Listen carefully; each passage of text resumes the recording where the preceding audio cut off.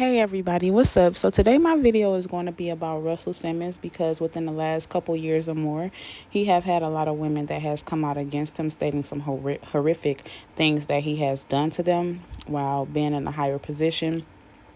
So I did go ahead and find some articles to go more into depth about the accusations, as well as get some audio from him and his nieces.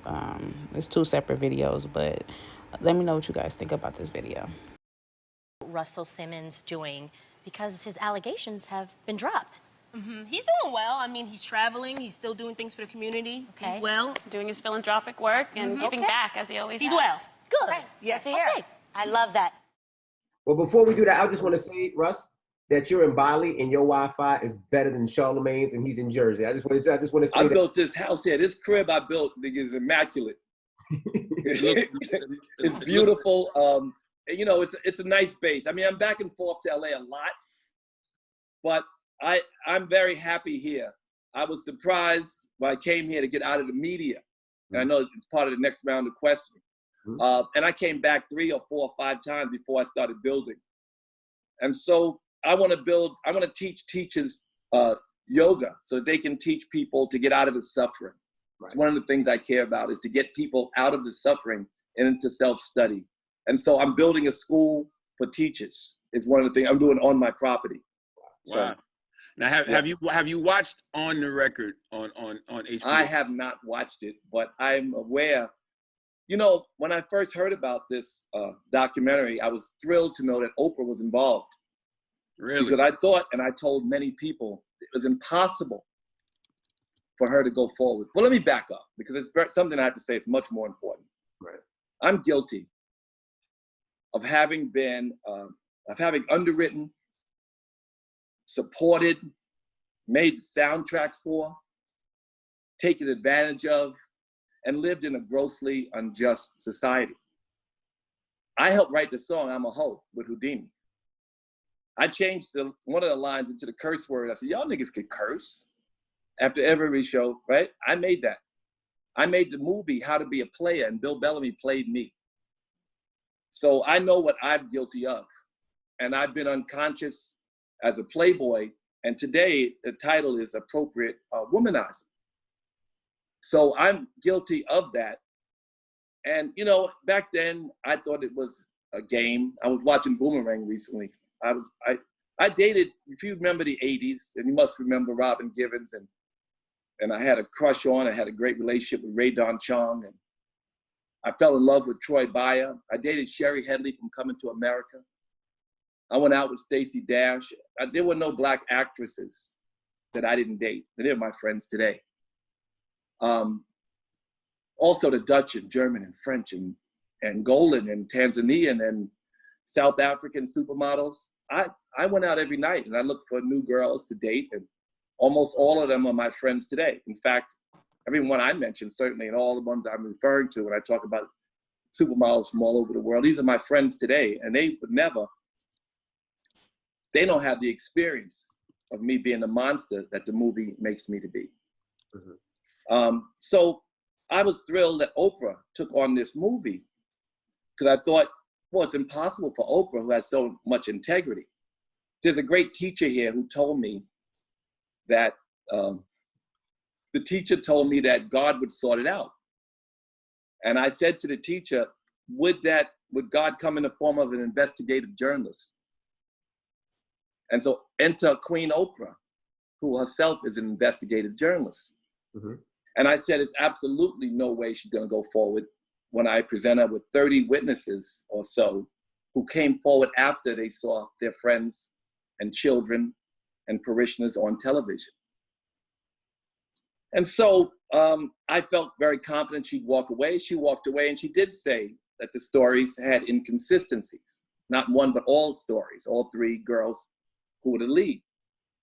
The stories should not have been printed based on the information I've given. And NBC, New York Magazine, CNN, and many people have passed on those stories.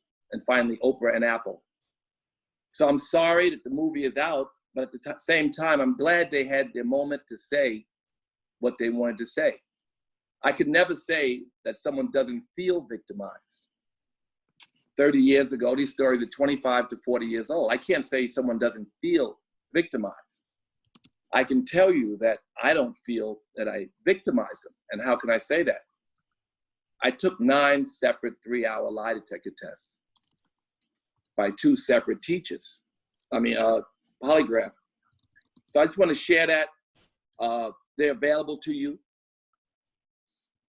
And I just wanted to say that. And I don't know what else to say except I feel terrible. One of the things that happened during the investigation that Oprah did was I told her that I read Jane Lamette's report and I believed her. It broke my heart when I read it. I never heard it. 30 years later, I read it, I believed her. She said she got in the car and the car door locked. My first instinct was, shit, car doors locked in 1990. Loud Cadillacs. So it was a misunderstanding as far as I can tell, because I believe her. But I also passed 9 tests because I believe me, that are 95% accurate. And the chairman of the Polygraph Association of California is a pretty credible polygraph examiner. So I feel terrible about the women who may have felt victimized. I am certainly not a monster or a victimizer. And that's that's a lot more than I wanted to say about it. But there's at least 10 articles in Black newspapers that are available for anybody to read. Ebony Magazine has a story, and Washington Examiner, many. And those investigative reporters, and any investigative reporter will tell you that those stories shouldn't have been printed, much less made a movie about. So that's the question, and that's my kind of response to you. Now, what do you say to your daughters? Because I've seen your daughters defend you. You have 2 lovely daughters. So what do you tell your daughters at a time like this? Well, we've lived in a very toxic masculine society. But I tell them also, as a person who studies this eminent rise of the divine feminine, which is happening in us and around us as men. That's right. Inclusivity that we need for women going forward is critical to the survival of the planet. That women have to take their rightful place in leadership and as roles that are more meaningful so that we can survive, whether it be the abuse of animals, the planet, or each other. We need thoughtful, compassionate leadership. But I want my daughters to have proper boundaries, because toxic femininity is when one perhaps may not put up those boundaries and may regret it later. So I want my daughters to know how to say no. And I want my daughters to put up boundaries and be strong and be leaders. I want them to have a voice. And so I teach them that. And I'm not suggesting that anybody had to have, but insensitivity is a trait for those of us who are greedy and want what we want. And I want my daughters to be able to say no. Russell, how many women have come forward at this point and accused you of sexual assault? 6 or 7. I also, it's a very interesting point you asked me, because I noticed that when Les Moonves or someone like that was accused, they didn't say that a girl you spoke poorly to was a number. They didn't say that a masseuse from 30 years ago who said you propositioned it was a number, because he had 30 of them. They didn't say that in a yoga class that you were adjusting somebody, it looked like you might have been wrong, but it wasn't a girl, it was another girl watching, and they made that a number. When my story came, there were 25 white men. I was the only man of color. They spent a lot of money digging into my past. The New York Times, the LA Times, New York Magazine, and others spent a fortune calling every person that I've known over the last 40 some odd years. So. Okay, so you guys let me know what you think about that audio with Russell Simmons' nieces in his interview from The Breakfast Club. I didn't put up the entire interview, so if you want to watch the entire interview, you can go on The Breakfast Club. Me personally, I do think that they are deflecting from what he has really done to those women by displaying what he's doing for the community and how he's trying to make everyone better and so forth and so on. So, to give a little background about Russell Simmons, he was born in New York City on October 4th, 1957. He have two brothers, one named Daniel Simmons Jr. and one named Joseph Simmons, who is better known as Run of Run DMC. Simmons co-founded Def Jam in 1984 with Rick Rubin, who sold his share of the company for $120 million to Universal Music Group in 1996. Simmons co-produced and appeared in the film Crush Groove, which was released in 1985. He has the Rush Communications, the Rush card, which is a prepaid debit card. He also co-produced The Nutty Professor, and Def Jam's How to Be a Player, Def Comedy Jam, and Def Poetry Jam. So he has a lot going on within the industry. He did the Fat Farm, so he's well known in the industry. But at the same time, he has hurt people while coming up in the industry. So we all should know, we all know by now that when he met Kimora Lee Simmons, she was 17. They married at a young age. While she was 17, he was 35 years old.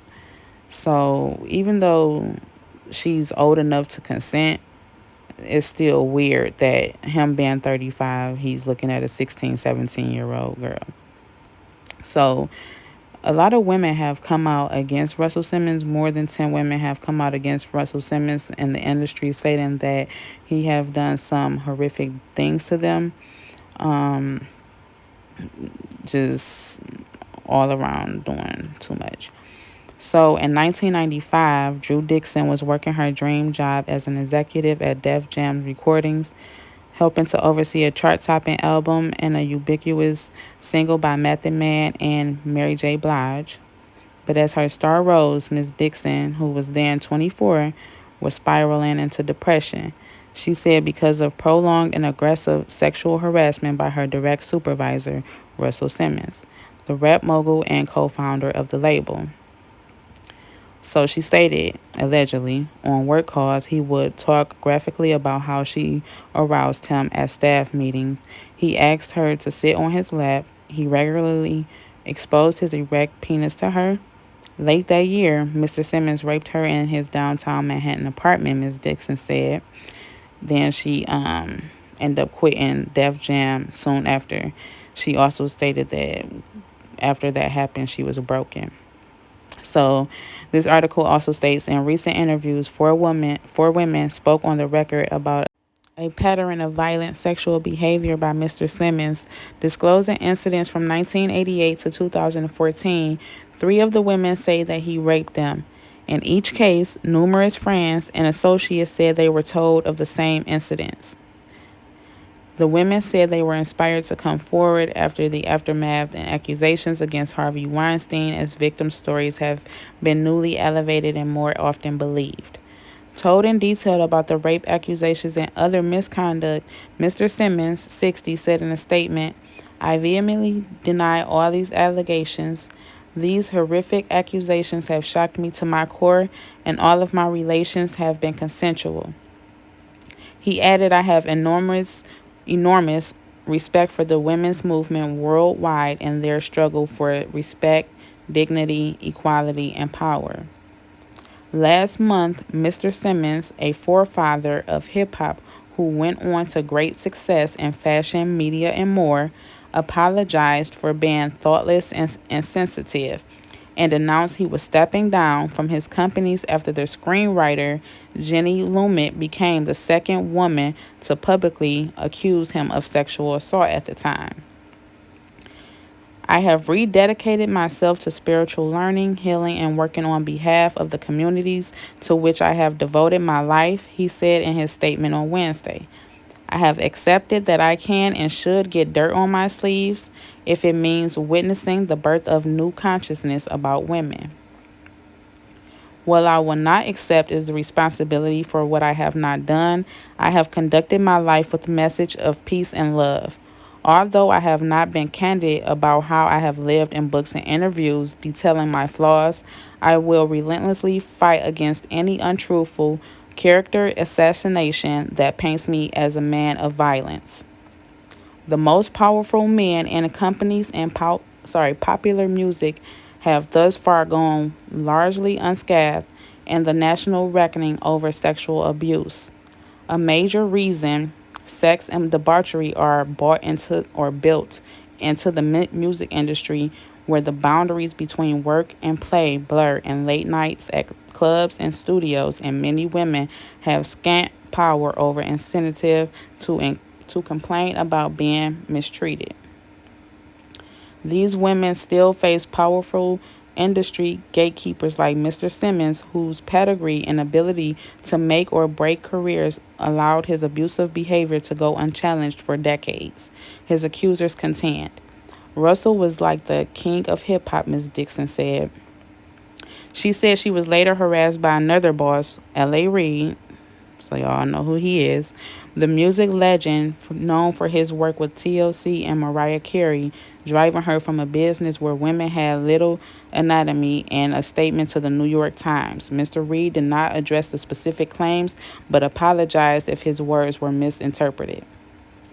Black women especially felt powerless against Mr. Simmons and his cohort in the small world of urban music, with several saying that misconduct against them could go unchecked because their place in the industry was so tenuous. They feared being ostracized or worse. Three of the women now accusing Mr. Simmons were pursuing careers in the music industry that they said were disrupted or derailed in part by their experiences with him. I didn't sing for almost a year, said Tina Baker, a performer who said Mr. Simmons raped her in the early 90s when he was her manager. The second he agreed to work with me, my budget increased. The label was paying more attention to me, Ms. Baker recalled. But after the assault, she said, I went into oblivion. First known as a hyperactive party promoter turned manager from Queens who helped boost Run DMC, Mr. Simmons was among the first to view hip hop as a big business and cultural force.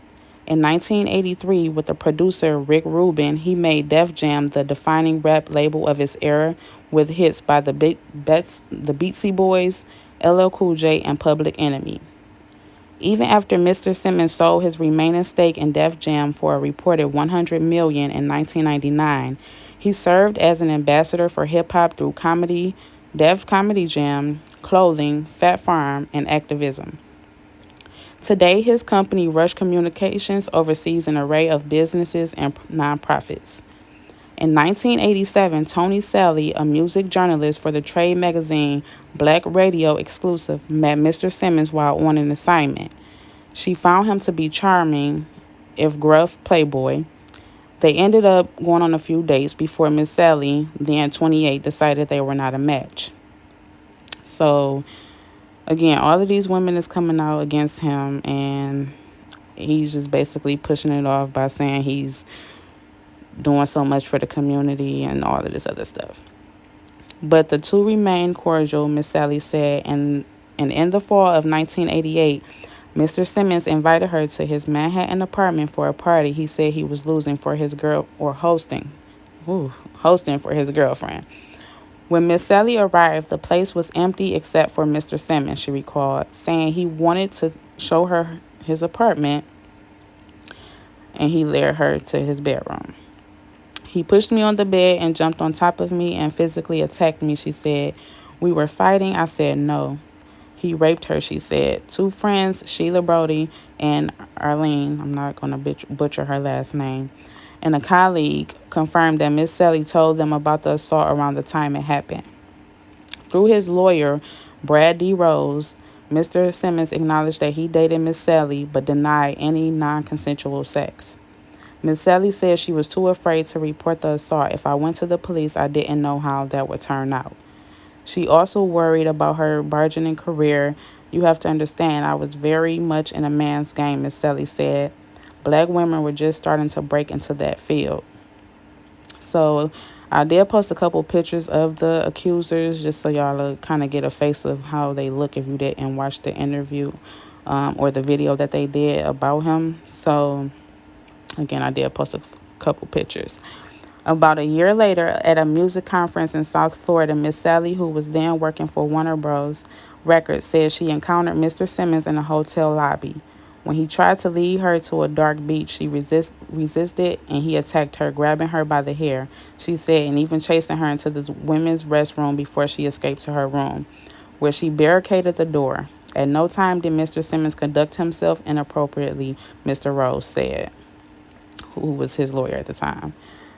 To this day, Miss Sally said, I don't feel comfortable in a room full of men. Music executive she told about the hotel incident brushed it off. She added, I felt alone for 29 years, she said, like nobody would listen to me. Following the reports of alleged misconduct by Mr. Simmons in November, Miss Sally said she contacted the Manhattan District Attorney's Office to accuse him. A law enforcement official confirmed that a woman contacted the district attorney's office to report an incident from 1988 and added that a different anonymous woman had recently reported an incident from 1991. The official said the incidents had occurred so long ago that the statute of limitations had lapsed and the crimes had not been prosecuted. There are no details about the women from the incident or the woman from the incident in 1991. But the official said the women had been referred to the New York Police Department Special Victim Squad, so there would be a record of their complaints if more allegations were to emerge. Ms. Baker, the singer, thought Mr. Simmons could elevate her career as her new manager. She had performed as a backup vocalist for Madonna and Bruce Springsteen, and as Tina B released pop and dance records in the 1980s. One night in late 1990 or early 1991, she ran into Mr. Simmons at a club, and he invited her back to his apartment to discuss her career. I didn't think anything of going, Miss Baker said, having been there many times without incident. This time, though, it all got really ugly pretty fast, Miss Baker said. As they entered, Mr. Simmons started pouring drinks and trying to kiss her, leading to a scuffle, she said. She recalled him on top of me, pushing me down and saying, don't fight me, Miss Baker. She was pinned on the bed. I did nothing. I shut my eyes and waited for it to end. She cried the whole way home, she said. In interviews and email, her ex-husband, Arthur Baker, a music producer, her psychologist, Dr. Robin Goldberg, another therapist, and a former roommate all confirmed that she told them that she was raped. Mr. Simmons, through his lawyer, said he had no recollection ever having any sexual relations with Mrs. Baker. After the assault, Ms. Baker remained tethered to Mr. Simmons professionally, she said. She returned to his apartment for a meeting. Mr. Simmons liked to conduct his business while working out in his penthouse, but as soon as he stopped exercising, she said, he pulled out his you-know-what, moved toward her, and she ran. Amid strife with her label, she tried to extricate herself from her contract with Mr. Simmons, she said, but he ignored her. Her music, 2 years worth of songwriting and recording, languished. I went into a deep depression, she said, and her recording career foundered. Mr. Simmons said he did everything he could to professionally promote her career, while Ms. Baker was signed to a label and then stopped representing her, according to his lawyer. The events took a heavy toll on her romantic relationships. I didn't have sex with a man for almost 9 years, she said. I went into a cocoon. So this is another accuser, who is Drew Dixon, left Stanford University in 1992 to join the hip-hop revolution. After about 2 years on the fringes of the business, Ms. Dixon, whose mother, Sharon Pratt, was mayor of Washington, D.C. from 1991 until 1995, had a professional breakthrough. Russell Simmons, whom she had met through friends, was looking for a new A&R executive at Def Jam to scout talent and coordinate hit records. She said he was a decadent figure, complete with a Rolls Royce, the living, breathing personification of hip-hop and glamour mixed up, and his sexual advances started right away and became relentless. At a restaurant, Mr. Simmons pushed Miss Dixon into a broom closet, she said, and tried to kiss her. At work, he would close the door to her office and expose himself, leading her to give a copy of her key to a male coworker. I was like, if I ever buzz you, don't pick up, don't call me back, just open my door. That means Russell was in here, and he whipped out his you-know-what again. Through his lawyer, Mr. Simmons acknowledged that he engaged in inappropriate conduct with Miss Dixon while she worked at Def Jam.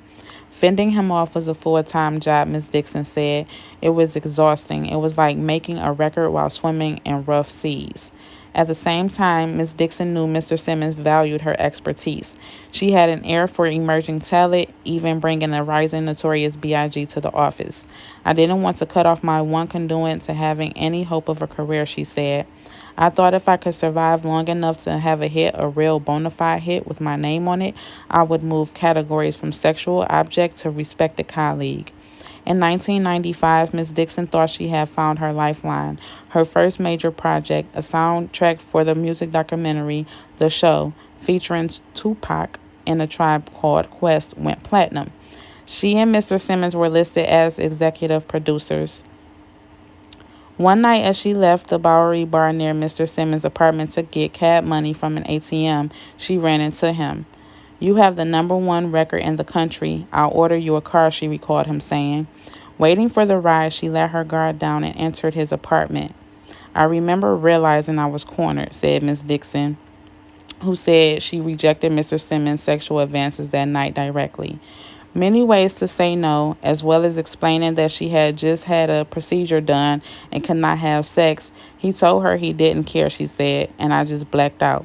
"The last thing I remember was him pinning me down to kiss me on the bed," she said.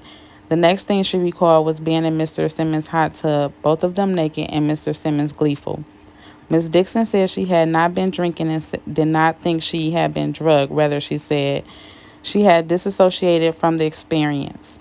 Denise Gill, a friend who was then staying with Miss Dixon, recalled her coming home in a daze.